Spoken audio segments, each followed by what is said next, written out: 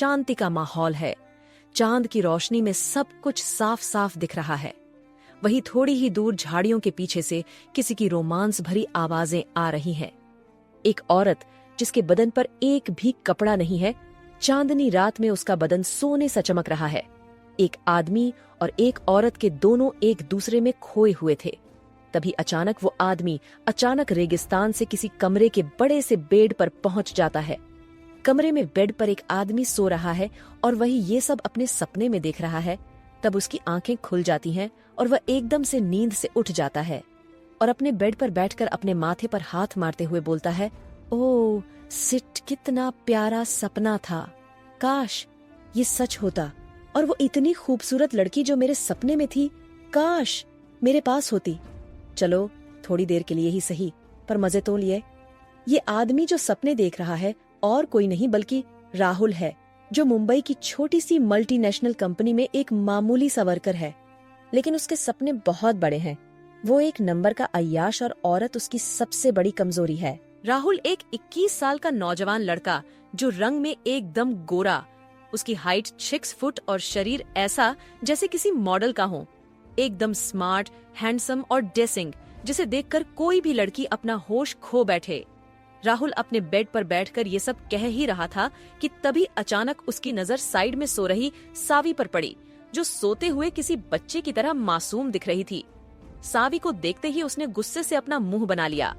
सावी जो मात्र 19 साल की है, जिसका रंग एकदम सांवला लेकिन सूरत एकदम प्यारी, नयन नक्श एकदम सजीले, जो उसे सबसे अलग बनाते थे।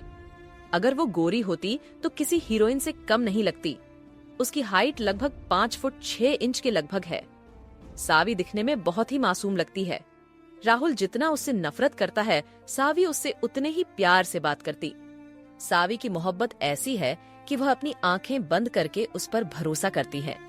लेकिन क्या यह मोहब्बत सच्ची है या सिर्फ दिखावे की? राहुल बेड के एक तरफ बैठकर दूसरी तरफ सो रही सावी के मुंह पर पिल्लो फेंक कर मारता है, जो सावी के चेहरे पर लगता है, जिससे सावी की आंखें खुल जाती हैं और वह तुरंत उठते हुए बोलती है, क्या हुआ आपको? क्या आपने फिर से कोई सपना देखा? हाँ बोलिए, आप ठीक तो है ना? अबे बंद कर अपनी नौटंकी, बदसूरत गवार कहीं की। मेरा सबसे बुरा सपना तो तू है, जो मेरे पल्ले बांध दी गई है। पता नहीं मेरे बाप ने ऐसा तुझ में क्या देखा। इतना सुनते ही सावी की आंखों में आंसू टपक पड़े, लेकिन उसने अपने मुंह से उसे एक शब्द भी नहीं बोला, बस चुपचाप खड़ी खड़ी उसकी तरफ देखती रही। ऐसा कहकर राहुल वहां से उठकर सीधा बाथरूम में गया, अपने हाथ मुंह धोने लगा और फ्रेश होकर करीब आधे घंटे बाद बाथरूम से निकला और निकलते ही अपने हाथ में गाड़ी की चाबी ले कमरे से निकलने लगा। तभी सावी ने पीछे से आवाज देते हुए बोली, अरे आप इतनी सुबह सुबह कहाँ जा रहे हो? खाना तो खाकर जाते। अरे सुनिए। राहुल गुस्से में तमतमाते हुए सावी के करीब आया और अपने मजबूत हाथों से उसका गला दबाते हुए उसे बेड पर पटक दिया और फिर राहुल ने मुंह बनाते हुए रोबदार आवाज में कहा, मुझे आज ऑफिस में काम है, इसलिए जल्दी जाना है। शाम तक लौट आऊंगा, बता देना पापा को। सावी अपनी गर्दन को हाँ में हिलाते हुए बोली, हाँ हाँ मैं पापा को बता दूंगी। राहुल गाड़ी में चाबी लगाता है और गाड़ी को स्टार्ट करने की कोशिश करता है, लेकिन गाड़ी घर्र घर्र करके बंद हो जाती है। तभी गुस्से में तमतमाते हुए राहुल बोलता है, जैसी खुद है वैसी ही उसकी गाड़ी, जाहिल गवार कहीं की। कुछ करने को बोलो तो पहले लाइट ऑफ करवाती है, फिर कुछ करती है। मुझे खुश रखे तो मुझे ये सब सपने थोड़ी ना आए, सपनों में ही अपने आप को खुश करना पड़ता है। ऐसा कहकर राहुल गुस्से में गाड़ी को फिर से स्टार्ट करने की कोशिश करता है। तभी गाड़ी स्टार्ट हो जाती है और वह गुस्से में वहां से निकल जाता है। इधर सावी कमरे के बाथरूम में जाती है और वहां से एक सीक्रेट बॉक्स जो उसने सबसे छुपा रखा था, उसे निकालकर लाते हुए कमरे के दरवाजे को लॉक कर देती है। फिर सावी बेड पर बैठकर जैसे ही उस सीक्रेट बॉक्स को खोलती है, उसमें रखा हुआ फोन बजने लगता है। सावी जल्दी से फोन उठाते हुए अपने कान के पास लगाती है और चिल्लाते हुए बोलती है, हमने आपसे कहा था ना, आप हमें फोन मत करना, तो फिर आप बार बार फोन क्यों कर रहे हो? फोन के दूसरी तरफ से एक घबराई हुई सी आवाज आती है, गजब हो गया रानी सा, कुछ भी करके अब आपको जल्दी से जल्दी आना होगा यहाँ कुछ भी ठीक नहीं है। उसने फिर से अपना आतंक फैलाना शुरू कर दिया। आप सुन रही हैं ना महारानी सा? तभी कमरे के बाहर किसी के दरवाजा खटखटाने की आहट होती है।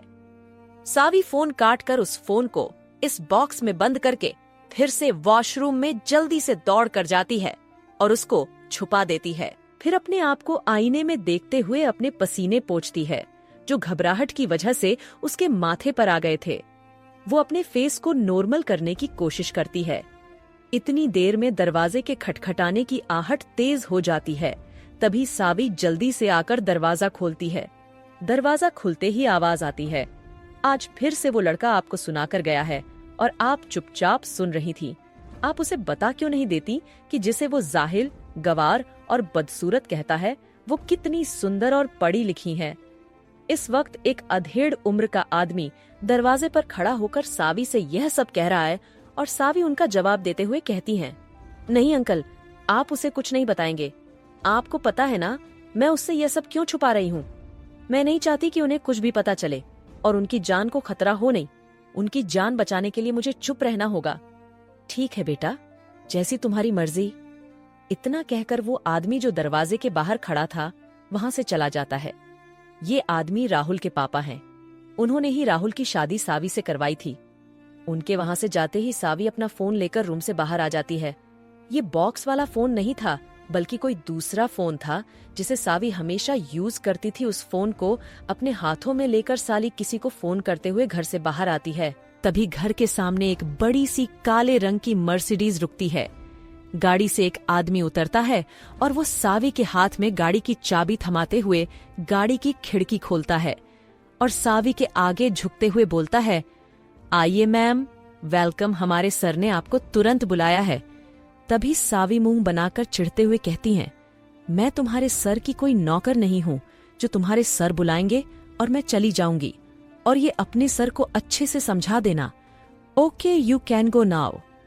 फिर सावी ड्राइवर को हटाते हुए खुद गाड़ी में बैठ जाती है और गाड़ी को ऐसे चला कर ले जाती है जैसे तो उसने ऐसी हजारों गाड़ियां चला रखी हो। उसे देखकर लग नहीं रहा कि वो कोई सिंपल सी लड़की है। इधर राहुल गाड़ी में सफर करते हुए अपने दोस्त विनय के पास कॉल करता है। थोड़ी देर बाद फोन के दूसरी तरफ से आवाज आती है, क्या हुआ राहुल, इतनी सुबह सुबह मुझे कैसे याद कर लिया तूने?